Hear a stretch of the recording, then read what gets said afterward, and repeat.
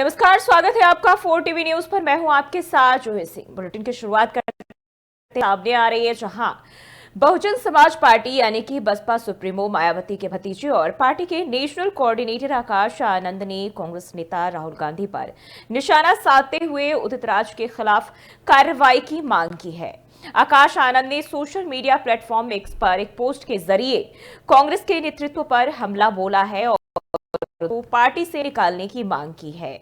कांग्रेस नेता और राष्ट्रीय प्रवक्ता उदित राज ने हाल ही में मायावती को लेकर विवादित बयान दिया था, जिसके बाद आकाश आनंद ने उत्तर प्रदेश पुलिस से उनके खिलाफ एफआईआर दर्ज करने की मांग की थी। और उस विवाद के बीच उदित राज दिल्ली पुलिस कमिश्नर से मिले और दावा किया कि उनकी जान को खतरा है और उन्होंने दिल्ली से आकाश आनंद और उनके समर्थकों पर कार्रवाई करने की अपील की।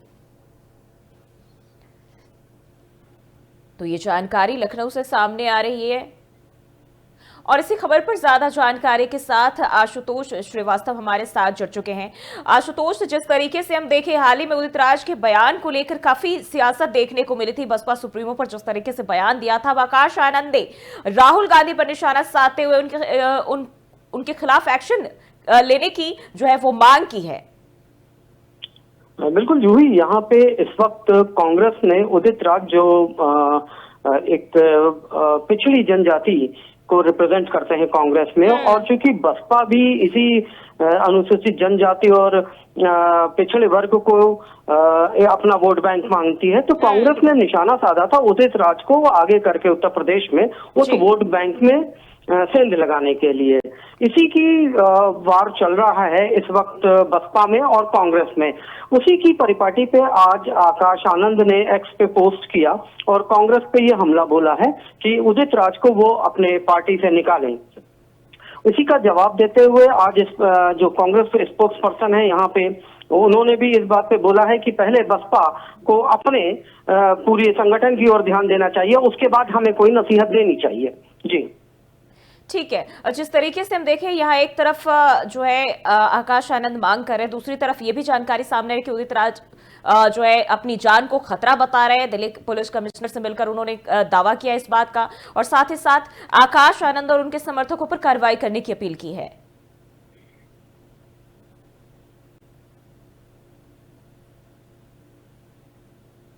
आशुतोष, आवाज मिल पा रही है आपको?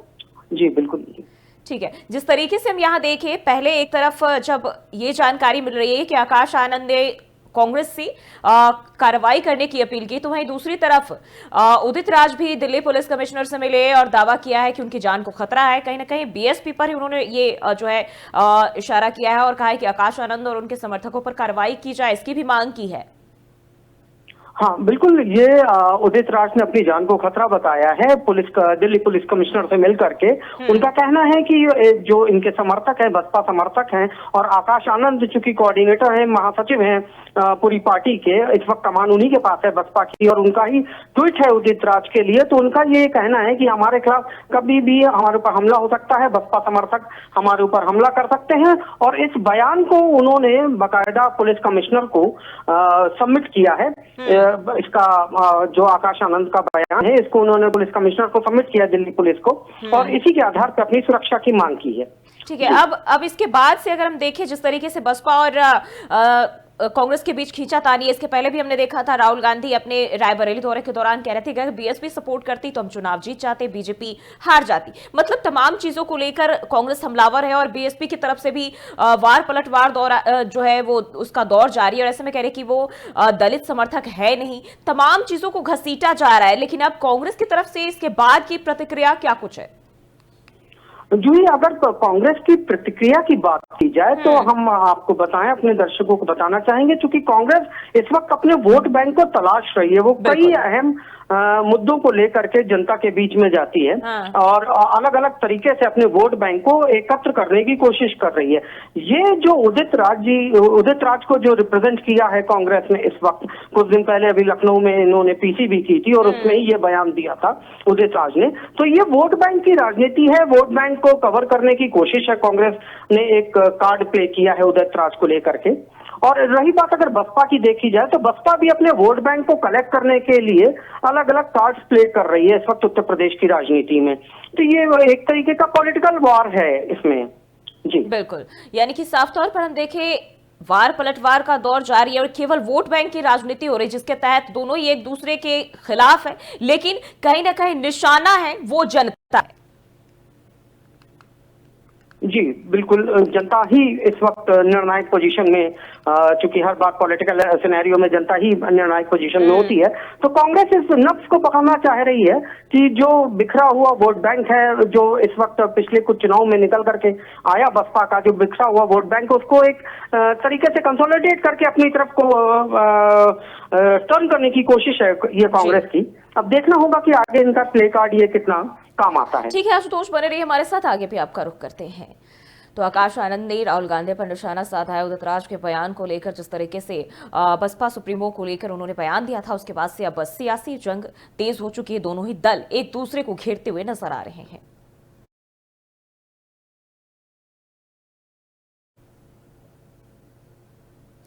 बढ़ते आगे, यूएसएआईडी के जरिए चुनाव में फंडिंग, डोनाल्ड ट्रंप का एक दावा भारत में बड़ा मुद्दा बन चुका है, जिसको लेकर बीजेपी और कांग्रेस आमने सामने है। देश की दो बड़ी पार्टियों की लड़ाई में अब अखिलेश यादव भी कूद पड़े हैं।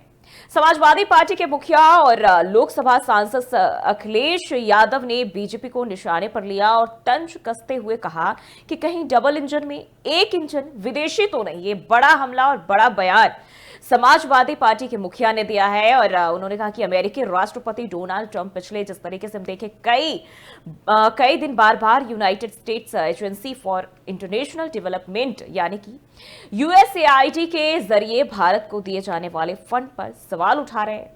डोनाल्ड ट्रंप ने यह भी दावा किया था कि भारत में चुनाव की फंडिंग किसी अन्य को जिताने के लिए की गई है और इसी को लेकर बीजेपी और कांग्रेस में आरोप प्रत्यारोप की राजनीति जो है लगातार हो रही है। फिलहाल अखिलेश यादव ने कांग्रेस के पक्ष में खड़े होकर बीजेपी को घेरने शुरू कर दिए हैं। तो अब ट्रंप के बयान के बाद अखिलेश यादव का ये ट्वीट और तंज वाले वे में उन्होंने कहा कि कहीं डबल इंजन की सरकार में एक इंजन विदेशी तो नहीं। तो ये बड़ा हमला अखिलेश यादव की ओर से बीजेपी के ऊपर किया गया है।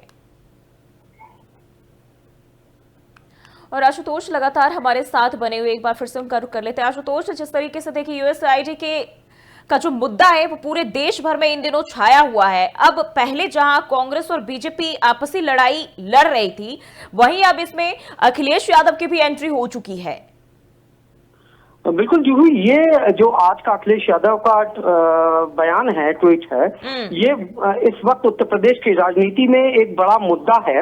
अब तक जो यूएसआईडी को लेकर के बयान प्रत्यारोपण एक दूसरे पे कांग्रेस और बीजेपी कर रही थी, समाजवादी पार्टी का इसमें कांग्रेस के साथ उतर के आना एक नया मोड़ है। और ये चूंकि विपक्ष में इस वक्त समाजवादी पार्टी एक मजबूत स्तंभ है उत्तर प्रदेश की सरकार और राजनीति में, जो उत्तर प्रदेश की राजनीति उसमें समाजवादी पार्टी का विपक्ष का एक अहम रोल है। और विपक्ष के नेता का ये कहना कि यूएसआईडी की फंडिंग में डबल इंजन की सरकार में एक उनका इशारा भाजपा नेतृत्व की तरफ है, तो ये एक जरूर बड़ा मुद्दा है इस वक्त, जिसपे जनता का कई तरह का रिएक्शन सामने आ रहा है। बिल्कुल, जिस तरीके से हम देखें ट्रंप भी इसको लेकर अपना बयान जारी करते रहे हैं और पहले से ही यहाँ अगर हम भारत की बात करते हैं, यहाँ एक अलग ही सियासी युद्ध छिड़ा हुआ है और ऐसे में अब अखिलेश यादव भी अपनी बहती गंगा में हाथ धोने नजर आ रहे हैं। क्या रुख ले सकता है ये मुद्दा आगे? बात अगर रुख की जाए तो अभी तो ये देखना होगा कि इस बयान में डोनाल्ड ट्रंप, क्योंकि इंटरनेशनली पॉलिटिक्स इन्वॉल्व है इसमें, तो इंटरनेशनल अफेयर्स के साथ ये कैसे अब ये आगे बढ़ेगा, क्योंकि अभी तो इसकी जवाबदेही क्योंकि कांग्रेस और सपा मिलकर के बीजेपी से मांग रही है, तो वो इसका क्या जवाब सामने ला के देते हैं आम जनता को, अभी तो ये देखना बाकी है। जूही जी बिल्कुल, उत्तर प्रदेश की राजनीति का अगर रुख करें तो जिस तरीके से देखिए चुनावी लड़ाई, जब सीटों की बात आती है तो इंडिया गठबंधन के जो लोग हैं वो अलग हो जाते हैं, लेकिन जब बीजेपी को घेरने की बारी आती है तमाम लोग इकट्ठा हो जाते हैं। उपचुनाव के दौरान सीटों को लेकर पेंच फंसा था समाजवादी पार्टी और कांग्रेस के बीच, लेकिन अब जब फिर से बीजेपी घिरती हुई नजर आ रही तो यहाँ अखिलेश यादव राहुल गांधी के साथ फिर से जोड़ी बनाने में लग गए। हाँ जूही जी, बिल्कुल। ये इस वक्त जो कुछ वर्षों से अगर उत्तर प्रदेश की राजनीति का सिनेरियो देखा जाए तो कभी इंडिया गठबंधन बनता है, कभी राष्ट्रीय लोकदल के साथ समाजवादी पार्टी का एक विलय होने की संभावना और काफी हद तक चर्चाएं गर्म रहती हैं। तो लेकिन जब बात केंद्र स्तर पर या भारतीय जनता पार्टी की आती है तो उस वक्त ये सारे विपक्ष एक होकर के सामने पलटवार करना शुरू करते हैं। तो ये इस बार भी यही वही रणनीति है, सेम उसी पोर्टफोलियो पे लोगों का काम हो रहा है। कांग्रेस के साथ यहाँ खड़े हो गए, बाद में गठबंधन उत्तर प्रदेश में कभी कभी टूटने की स्थिति में दिखता है यहाँ पे इंडिया गठबंधन। तो अभी तो ये लोग एक होकर के बीजेपी के जो इस वक्त जो पकड़ है उसको कमजोर करने की कोशिश में ये लगे रहते हैं। ठीक है, बहुत बहुत शुक्रिया आशुतोष तमाम जानकारी के लिए। तो पहले से बीजेपी और कांग्रेस सामने सामने थे, लेकिन अब अखिलेश यादव ने भी अपनी एंट्री कर ली है, यानी कि दो बड़ी पार्टियों के बीच समाजवादी पार्टी भी सियासी जंग में उतर चुकी है और बीजेपी को घेरने की पूरी तरह से कोशिश विपक्षी दलों की ओर से।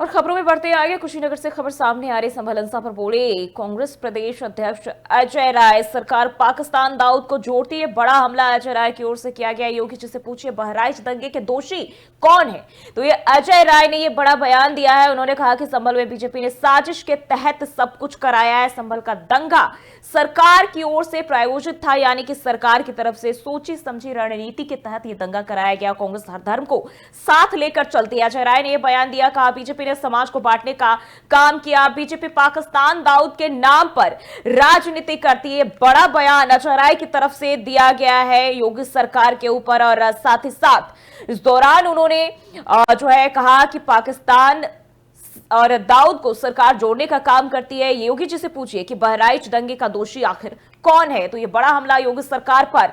साथ ही साथ संभल दंगे को लेकर भी उन्होंने निशाना साधा और कहा कि संभल में बीजेपी ने साजिश के तहत सब करवाए हैं। संभल का दंगा सरकार के द्वारा प्रायोजित दंगा था।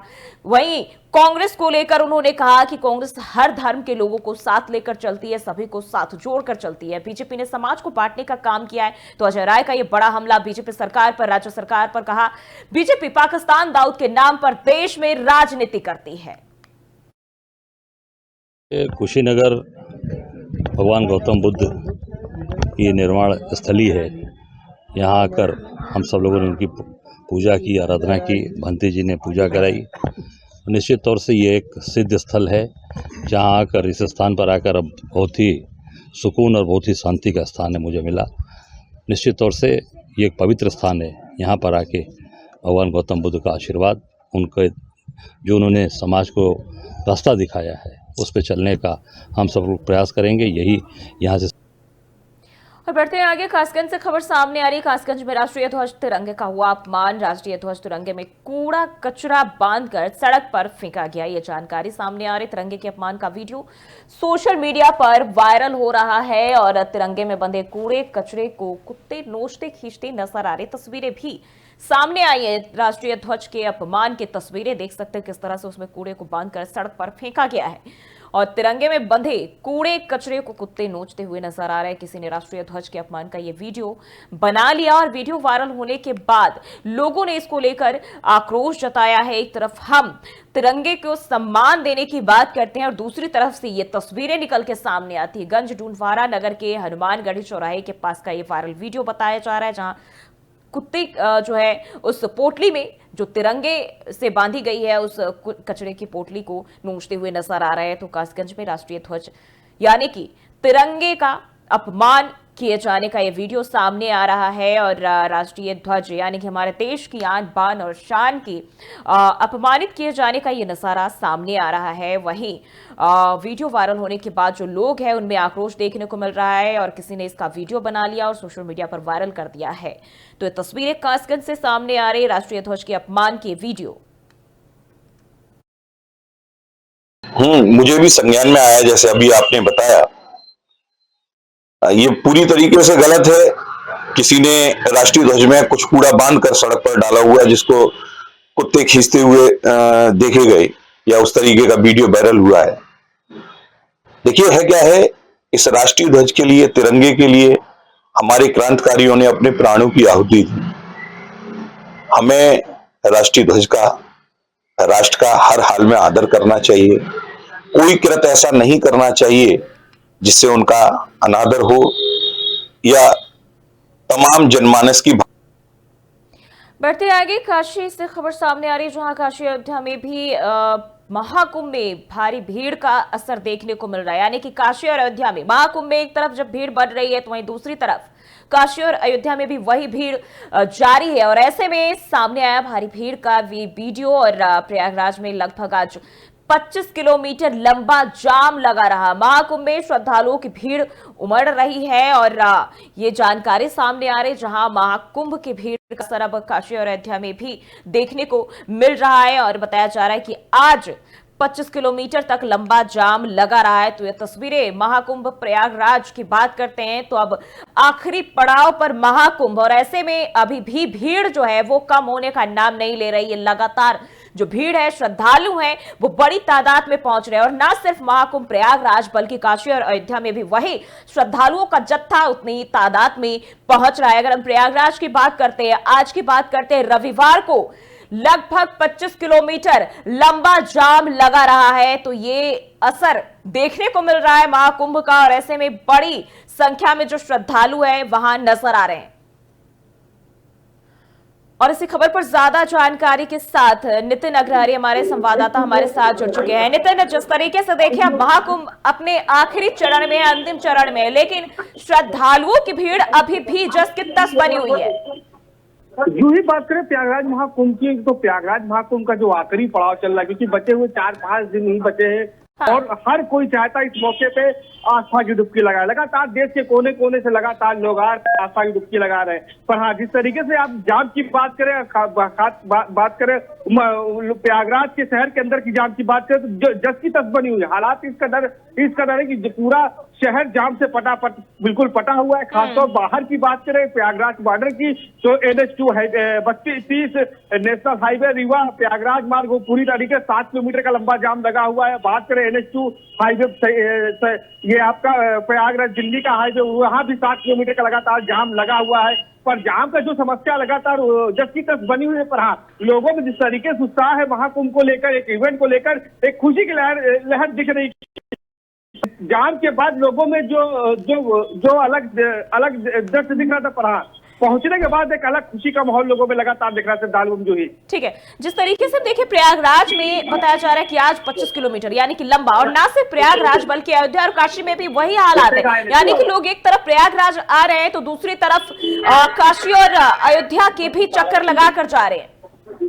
जी हाँ, बिल्कुल। जिस तरीके से रूट डिवाइड किया गया है, तो रूट को जिस तरीके से बाधित किया गया है, तो रूट को घुमा के निकाला गया है। बात करें कई प्रकार की बात करें जॉनसनगंज की, प्रयागराज की, चाहे प्रयागराज जंक्शन की, और चाहे बात करें हम चुन्नी की, तो सारे रूट जिस तरीके से रूट को बांटा गया है अलग अलग भागों में, अलग अलग डिपार्टमेंट, क्योंकि आने जाने का रूट है बिल्कुल घुमा दिया गया है। क्योंकि जिसको जहां पर लोगों को 3 किलोमीटर चलना पड़ रहा था, पर हाँ, उसको घुमाने के बाद 5 किलोमीटर पैदल चलना है लोगों पर। हाँ, चलने के बाद भी लोगों में खुशी का जो माहौल है, संगम को लेकर, आस्था को लेकर, वो अलग ही दृश्य दिख रहा है। पर हाँ, बात करें जिस तरीके जाम है, तो पर हाँ, जो आखिरी क्षण बचे हुए हैं इस महाकुंभ को, तो इस आस्था की डुबकी को कोई नहीं छोड़ना चाहता और इसका गवाह बनना चाहता, साक्षी बनना चाहता जो ही। बिल्कुल। और अब अंतिम चरण में है, और अंतिम चरण में अभी के अगर माहौल की बात करें, वहां के नजारे की बात करें, किस तरह का है, क्योंकि अब आखिरी चरण में ऐसे में भी संभावना होती है, क्योंकि जो छूटे बचे हुए लोग हैं वो चाहते हैं कि ठीक है अब 2 से 3 दिन का समय है तो जल्द से जल्द पहुंच रहा है। संभावना है क्या फिर से भीड़ बढ़ सकती है? जी जो है, बिल्कुल आपने सही कहा। लास्ट का समय है और जिस तरीके से लगातार श्रद्धालुओं की आस्था केंद्रित है, क्योंकि अब मैं आज का आपको अपडेट बता दूं, अब तक के जो रिकॉर्ड हुए सारे दौर से, क्योंकि अब तक का जो आंकड़ा पहुंचा है 60 करोड़ लोगों ने अब तक स्नान कर लिया। क्योंकि आज का आंकड़ा ये 51 लाख लोगों ने आस्था की डुबकी लगाई आज प्रयागराज महाकुंभ में। हाँ, ये आखिरी वक्त है। इस आखिरी वक्त का साक्ष्य सब बनना चाहते हैं, चाहे दूर दराज से आ रहा है, चाहे शहर के कोने कोने से। और खासकर प्रयागराज लोकल की बात करें तो प्रयागराज लोकल की अब भीड़ देखी जा सकती है, क्योंकि अब वो भी इस मौके में डुबकी लगाना चाहते हैं। क्योंकि जिस तरीके से मेला लगातार कम होने का नाम नहीं ले रहा है, और लोग जो लोकल के लोग थे वहां पे स्नान के लिए रुके हुए थे, पर हाँ, अब बिल्कुल। ऐसा लग रहा है कि लगातार अब भीड़ पे बढ़ेगी। बचे हुए 3-4 दिन है और इन 4 दिन में लगातार लोग आस्था का जन्म सैलाब पर्व महापर्व है, इसमें हर कोई अपना साक्ष्य गवाह बनना चाहता है। जो ही खासतौर प्रयागराज की बात करें, प्रयागराज से अन्य जिलों की बात करें तो दूर दराज से देश के कोने कोने से लगातार आस्था की डुबकी लगाने प्रयागराज पहुंच रहे हैं। जूही, ठीक है, बहुत बहुत शुक्रिया नितिन तमाम जानकारी के लिए। तो काशी अयोध्या में महाकुंभ में बढ़ी हुई भीड़ का असर देखने को मिल रहा है। लोग एक तरफ आ रहे तो दूसरी तरफ वहां भी जाकर चक्कर लगा रहे हैं। रामनगरी अयोध्या पहुंच रहे हैं, काशी विश्वनाथ पहुंच रहे हैं, तमाम जगहों पर जाकर जो है वो इस पावन समय का आनंद ले रहे हैं।